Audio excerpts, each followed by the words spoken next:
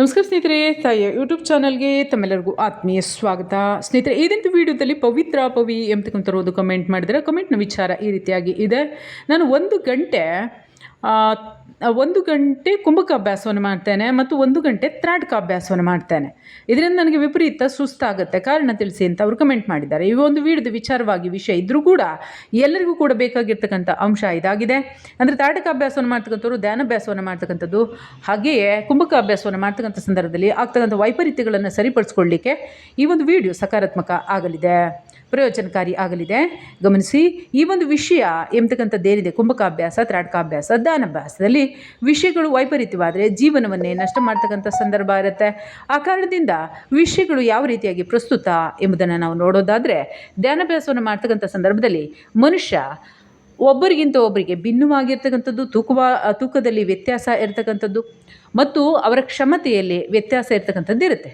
ಹೀಗಿದ್ದಂಥ ಸಂದರ್ಭದಲ್ಲಿ ಏನು ನೀವು ಕುಂಭಕಾಭ್ಯಾಸವನ್ನು ಮಾಡ್ತೀರಾ, ಆಗ ಅವಶ್ಯಕತೆ ಮೀರಿ ನೀವು ಕುಂಭಕಾಭ್ಯಾಸವನ್ನು ಮಾಡಿದಂಥ ಸಂದರ್ಭದಲ್ಲಿ ಸೆಲ್ಗಳು ಕೂಡ ಕಾರ್ಯವನ್ನು ಮಾಡ್ತಾ ಇರ್ತವೆ. ಕುಂಭಕಾಭ್ಯಾಸವನ್ನು ಮಾಡೋದ್ರಿಂದ ಯಾವಾಗ ಅವಶ್ಯಕತೆ ಮೀರಿ ನೀವು ಕಾರ್ಯ ಮಾಡ್ತೀರಿ, ಯಾವಾಗ ಅವಶ್ಯಕತೆ ಮೀರೋದು, ಯಾವಾಗ ನೀವು ಸಹಜವಾಗಿ ಉಸಿರಾಡಲಿಕ್ಕೆ ಸಾಧ್ಯ ಆಗುತ್ತೆ, ಯಾವಾಗ ಸಹಜವಾಗಿ ಪ್ರಾಣಾಯಾಮ, ಅದರಲ್ಲಿ ರೇಚಕ ಪೂರಕಾಭ್ಯಾಸ, ಅಂದರೆ ಸಹಜವಾಗಿ ನೀವು ಉಸಿರಾಡ್ತೀರಾ, ಅದರ ನಂತರದಲ್ಲೂ ಕೂಡ ನೀವು ಕುಂಭಕಾಭ್ಯಾಸವನ್ನು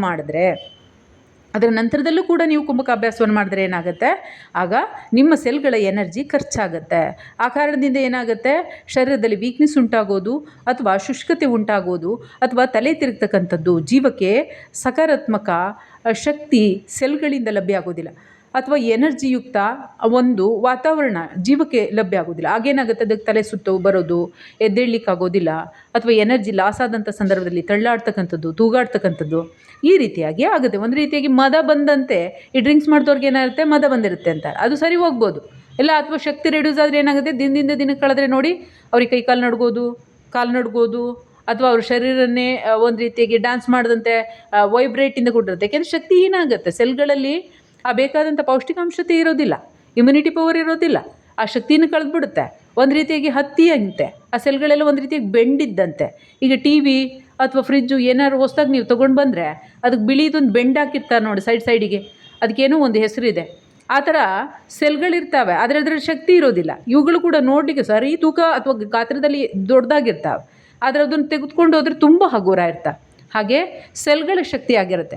ಯಾವಾಗ ನೀವು ಅವಶ್ಯಕತೆ ಮೀರಿ ಕುಂಭಕಾಭ್ಯಾಸವನ್ನು ಮಾಡ್ತೀರಂಥ ಸಂದರ್ಭದಲ್ಲಿ ಏನಾಗುತ್ತೆ, ಶಕ್ತಿ ಎನರ್ಜಿ ಲಾಸ್ ಆಗುತ್ತೆ. ಅದಕ್ಕೋಸ್ಕರ ಈ ಒಂದು ಆಲಸ್ಯ ಅಥವಾ ಒಂದು ಆಯಾಸ ಸ್ಥಿತಿ ಉತ್ಪನ್ನ ಆಗುತ್ತೆ.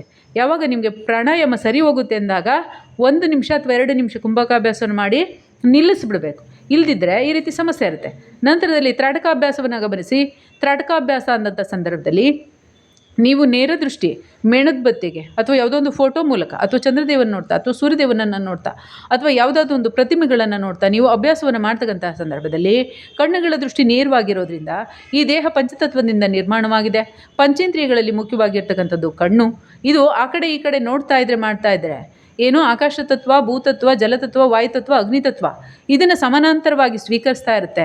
ಅದರಿಂದಾಗಿ ಶರೀರದಲ್ಲಿ ಶೈತಾಂಶ, ಶರೀರದಲ್ಲಿ ವಾಯುತತ್ವದ ಸಂಚಾರದಿಂದ ಸಕಾರಾತ್ಮಕತೆ, ಭೂತತ್ವದ ಸ್ಪರ್ಶದಿಂದ ದೇಹದಲ್ಲಿ ಪ್ರಾಬಲ್ಯತೆ, ಹಾಗೆ ನೀರಿನ ಅಂಶದಿಂದ ದೇಹದ ಜೀವಿತ ಸೆಲ್ಗಳಿಗೆ ಅನುಕೂಲ, ಹಾಗೆ ಆಕಾಶ ತತ್ವದ ಜೊತೆಗೆ ಕಣ್ಣುಗಳ ಕನೆಕ್ಟಿವಿಟಿ ಇರೋದ್ರಿಂದ ಹೊಸ ವಿಷಯಗಳು, ಮನುಷ್ಯ ಹೆಚ್ಚಿಗೆ ಬಾಧೆಗೊಳಗಾಗೋದಿಲ್ಲ, ಮಾನಸಿಕ ಶಾಂತಿ ಸಮತೆ ಲಭ್ಯ ಆಗುತ್ತೆ. ಆದರೆ ನೀವೇನು ಮಾಡ್ತೀರಾ, ಆ ಸಂದರ್ಭದಲ್ಲಿ ತ್ರಾಟಕಾಭ್ಯಾಸವನ್ನು ಮಾಡ್ತಕ್ಕಂಥ ಸಂದರ್ಭದಲ್ಲಿ ಅರ್ಧ ಗಂಟೆ ನಿರಂತರವಾಗಿ ನೀವು ನಿಮ್ಮ ಕಣ್ಣನ್ನು ಅಗ್ನಿತತ್ವಕ್ಕೆ ಕೇಂದ್ರೀಕರಿಸುವುದರಿಂದ ಆ ಅಗ್ನಿತತ್ವವೇ ಹೆಚ್ಚು ದೇಹಕ್ಕೆ ಸ್ವೀಕಾರ ಆಗುತ್ತೆ.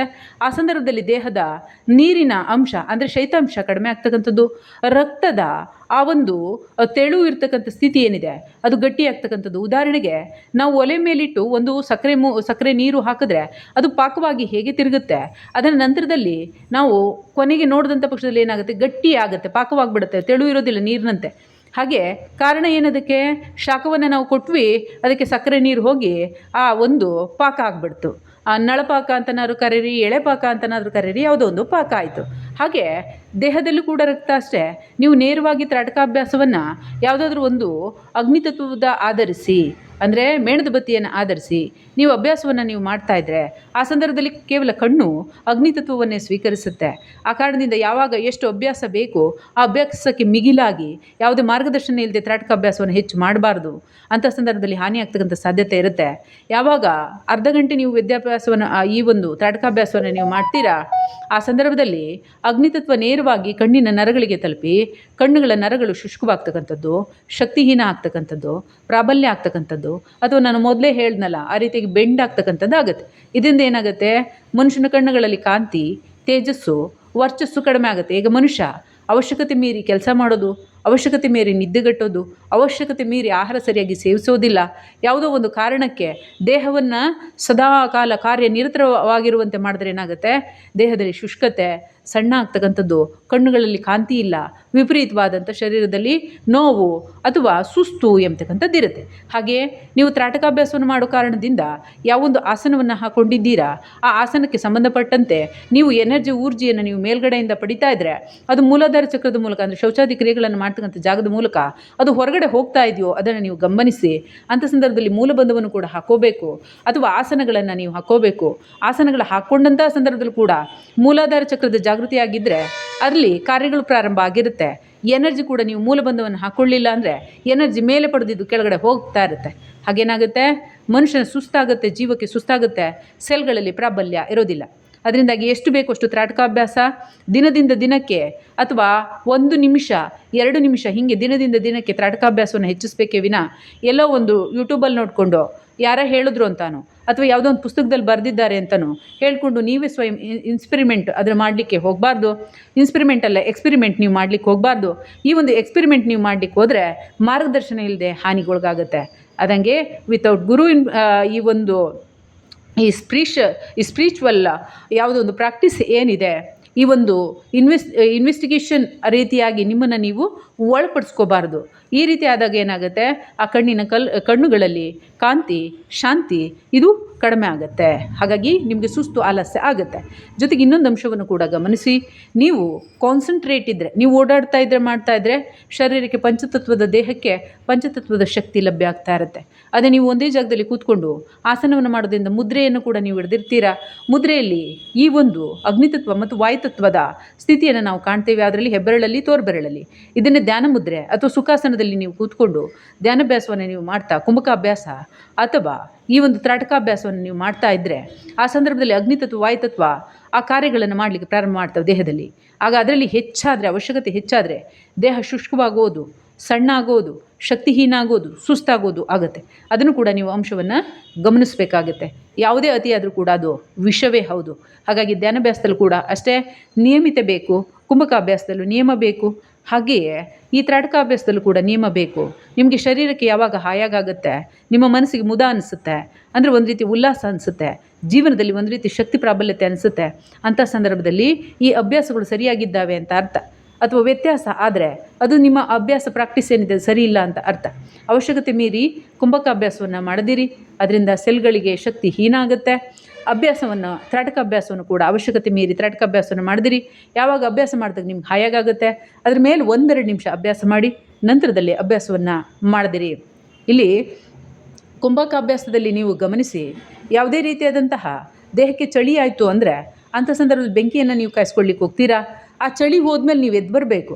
ಅದ್ರ ಬದಲಿಗೆ ಇದು ಚಳಿ ಹೋಗ್ಸೋದಲ್ವಾ ಅಂತ ಹೇಳ್ಬಿಟ್ಟು ಕೂತ್ಕೊಂಡು ಆ ಬೆಂಕಿನ ಕಾಯಿಸ್ಕೊತಾ ಇದ್ರೆ ಏನಾಗುತ್ತೆ, ದೇಹದಲ್ಲಿನ ನೀರಿನಂಶ ಸಿಗುತ್ತೆ, ರಕ್ತದಂಶ ಸಿಗುತ್ತೆ.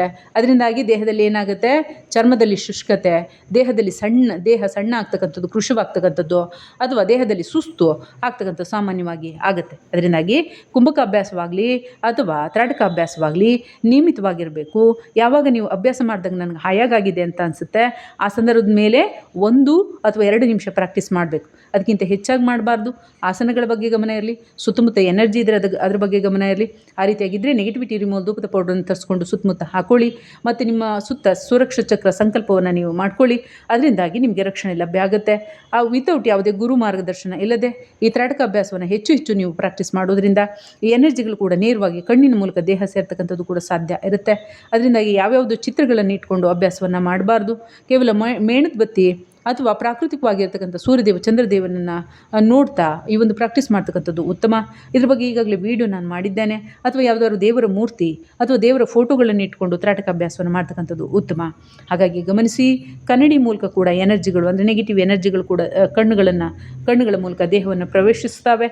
ಹಾಗಾಗಿ ನಿಮ್ಮ ದೃಷ್ಟಿಯನ್ನು ಕೊಡಬಾರದು. ಆ ರೀತಿಯಾಗಿ ಒಂದು ಟಿ ವಿನಲ್ಲಿ ಬಂದು ಸೇರಿಕೊಂಡು ಕೂಡ ಮನುಷ್ಯರಿಗೆ ಸೇರ್ಕೋತಾವೆ.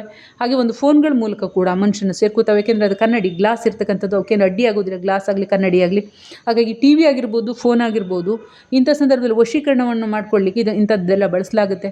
ಹಾಗಾಗಿ ಸ್ವಲ್ಪ ಎಚ್ಚರದಿಂದ ಇರಬೇಕು. ನೀವು ಟಿ ವಿ ಮುಂದ್ಗಡೆ ಹೋಗಿ ಕೂತ್ಕೊಂಡ್ರೆ ನೀವು ಗಮನಿಸಿ, ನಿಮ್ಮನ್ನು ಯಾರೋ ಹ್ಯಾಕ್ ಮಾಡಿದಂತೆ, ನಿಮ್ಮ ಮಿದುಳನ್ನು ಸಕ್ತ್ ಮಾಡಿದಂತೆ, ನಿಮ್ಮ ಮಿದುಳನ್ನು ಬಂಧಿಸಿದಂತೆ, ಅಥವಾ ನಿಮಗೆ ತಲೆ ತಿರುಗದಂತೆ, ಅಥವಾ ಶರೀರ ಗಟ್ಟಿಯಾದಂತೆ ಆದರೆ ಆ ಸಂದರ್ಭದಲ್ಲಿ ಅದು ಒಂದು ಕನ್ನಡಿಯಲ್ಲಾಗಿರ್ಬೋದು, ಟಿ ವಿಯಲ್ಲಾಗಿರ್ಬೋದು, ಫೋನಲ್ಲಾಗಿರ್ಬೋದು, ಯಾವುದು ದುಷ್ಟಶಕ್ತಿ ಎನರ್ಜಿ ಇದೆ ಅದು ನಿಮ್ಮ ಕಣ್ಣುಗಳ ಮೂಲಕ ನಿಮ್ಮ ಜೀವದ ಎನರ್ಜಿಯನ್ನು ಹೀರ್ಕೋತಾ ಇದೆ ಅಂತ ಅರ್ಥ, ಅಥವಾ ನಿಮ್ಮ ದೇಹಕ್ಕೆ ಸೇರ್ಪಡೆ ಆಗ್ತಾ ಇದೆ ಅಂತ ಅರ್ಥ.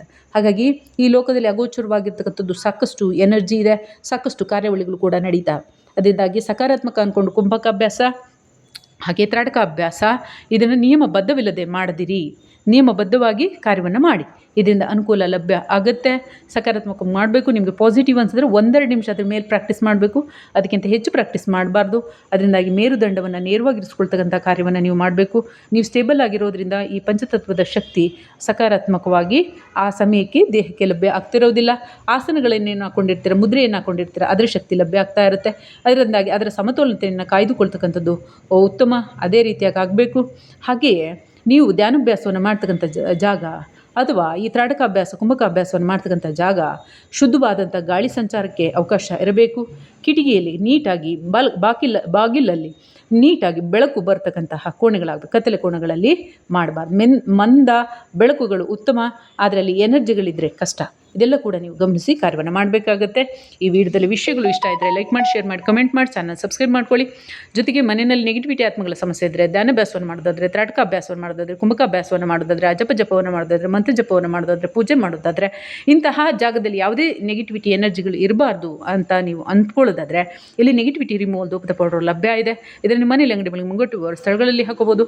ಹಣಕಾಸಿನ ಅನುಕೂಲಕ್ಕೂ ಕೂಡ ಆಗುತ್ತೆ. ಯಾಕೆಂದರೆ ಪಾಸಿಟಿವ್ ಎನರ್ಜಿ, ಯೂನಿವರ್ಸಲ್ ಎನರ್ಜಿ ನಿಮಗೆ ಸಕ್ತ ಆಗ್ತಾ ಇದ್ರೆ, ನಿಮಗೆ ಹೀರ್ಕುತ್ತಾ ನಿಮ್ಮ ಜೀವನದಲ್ಲಿ ಪ್ರವೇಶ ಆಗ್ತಾ ಇದ್ರೆ ಅವಶ್ಯವಾಗಿ ಸಕಾರಾತ್ಮಕ ಬೆಳವಣಿಗೆ ಅಂತ ಆಗೇ ಆಗುತ್ತೆ. ಹಾಗೆ ಲಕ್ಷ್ಮೀ ಕೃಪಾ ಪ್ರಾಪ್ತಿ ಧೂಪದ ಪೌಡರ್ ಇದೆ. ಅದನ್ನು ಕೂಡ ನೀವು ಮನೆಯಲ್ಲಿ ಅಂಗಡಿ ಮಳಿಗೆ ಮುಂಗಟ್ಟು ಸ್ಥಳಗಳಲ್ಲಿ ಹಾಕೋದ್ರಿಂದ ಹಣಕಾಸಿನ ಅನುಕೂಲ ಆಗುತ್ತೆ. ಇದರಲ್ಲಿ ತಾಂತ್ರಿಕ ಕ್ರಿಯಾದಿಗಳು ನಿವಾರಣೆ ಆಗೋದ್ರ ಜೊತೆಗೆ ಹಣಕಾಸಿನ ಅನುಕೂಲ ಕೂಡ ಆಗುತ್ತೆ. ಅದರಲ್ಲಿ ವಿಶೇಷವಾಗಿ ಹಣಕಾಸಿನ ಅನುಕೂಲಕ್ಕೆ ಲಭ್ಯ ಇದೆ. 2 ರೀತಿಯಾಗಿ ಆಯಿಲ್ ಇದೆ, 2 ರೀತಿಯಾಗಿ ಪೌಡರ್ ಇದೆ. ಆತ್ಮ ಸಮಸ್ಯೆಗೆ ನಿವಾರಣೆಗೆ ಇರ್ತಕ್ಕಂಥದ್ದಾಗಿದೆ. ಇದನ್ನು ಬಳಸಿ ನೋಡಿ, ಪಾಸಿಟಿವ್ ರಿಸಲ್ಟು ನಿಮಗೆ ಗೊತ್ತಾಗುತ್ತೆ. ಫೋನ್ ನಂಬರ್ 6364205078 ಈ ನಂಬರಿಗೆ ಕರೆ ಮಾಡಿ ಬುಕ್ ಮಾಡ್ಬೋದು. ಇದೇ ನಂಬರಿಗೆ ಕರೆ ಮಾಡಿ ಕನ್ಸಲ್ಟೇಷನ್ ತೊಗೊಂಡು ಮಾತನಾಡ್ಬೋದು. ನೇರ ಭೇಟಿಗೆ ಅವಕಾಶ ಇರೋದಿಲ್ಲ. ಜಾತಕ ಪರಿಶೀಲನೆ ಮಾಡಿಸ್ಬೋದು, ಹಸ್ತ ಪರಿಶೀಲನೆ ಮಾಡಿಸ್ಬೋದು. ಯಂತ್ರ ಮಂತ್ರ ತಂತ್ರಕ್ಕೆ ಸಂಬಂಧಪಟ್ಟಂತೆ, ಧ್ಯಾನ ಯೋಗ ಕುಂಡಲಿ ಶಕ್ತಿ ಜಾಗಕ್ಕೆ ಸಂಬಂಧಪಟ್ಟಂತೆ, ಮುದ್ರಾಭ್ಯಾಸಕ್ಕೆ ಸಂಬಂಧಪಟ್ಟಂತೆ, ಹಾಗೆ ಕಾನೂನಾತ್ಮಕ ವಿಷಯಗಳಿಗೆ ಸಂಬಂಧಪಟ್ಟಂತೆ ಸಮಸ್ಯೆಗಳಿದ್ದ ಪಕ್ಷದಲ್ಲಿ ಕನ್ಸಲ್ಟೇಷನ್ ತೊಗೊಂಡು ಮಾತನಾಡ್ಬೋದು ಅಂತ ಹೇಳ್ತಾ ಈ ವಿಡಿಯೋ ನಾನು ಮುಗಿಸ್ತಾ ಇದ್ದೇನೆ. ವಿಜಯದುರ್ಗ ಅಪರಾಜಿತ ಚಾನಲ್ ಕೂಡ ವೀಕ್ಷಿಸಿ, ಹಾಗೆ ಭಾರತದ ಕಾನೂನು ಇಂಡಿಯನ್ ಲಾ ಚಾನಲ್ ಕೂಡ ವೀಕ್ಷಿಸಿ ಅಂತ ಹೇಳ್ತಾ ಈ ವಿಡಿಯೋ ನಾನು ಮುಗಿಸ್ತಾ ಇದ್ದೀನಿ. ಮುಂದಿನ ವಿಡಿಯೋದಲ್ಲಿ ಭೇಟಿಯಾಗೋಣ.